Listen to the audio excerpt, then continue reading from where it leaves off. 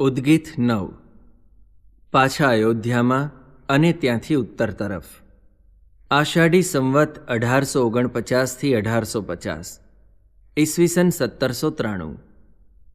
નીલકંઠ વર્ણીના ગૃહત્યાગને લગભગ વરસ પૂરું થવા આવ્યું હતું।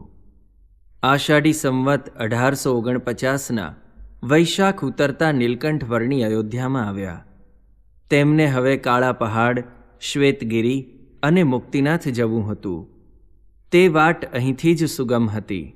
નીલકંઠ વર્ણીએ જોયું કે અયોધ્યામાં બધું જ પૂર્વવત ચાલી રહ્યું હતું। કોઈને કોઈ ગયું હોય, ખોવાયું હોય તેવું લાગતું ન હતું। માયાના પ્રવાહમાં સૌ તણાતા જ હતા। એ પ્રવાહમાંથી જો તેમને પાછા વાળીએ તો તેમને દુઃખ થાય તેમ હતું। એમની દિશા જુદી હતી। નીલકંઠ વર્ણીને પૂર્વ પશ્ચિમને પાસે લાવવા હતા, એક કરવા હતા। સૂર્ય એક જ જગ્યાએ ઉગે છે અને ત્યાં જ અસ્ત પામે છે, એ સત્ય સમજાવવું હતું। વાસ્તવમાં સૂર્ય અચળ છે, સ્થિર છે, પણ પૃથ્વીની ગતિને લઈને તેનો ઉદય અસ્ત દેખાય છે। મનુષ્યને પણ માયાના પ્રવાહમાં ગતિ છે, તેથી પરમાત્માનું પ્રાકટ્ય અને તિરોધાન દેખાય છે।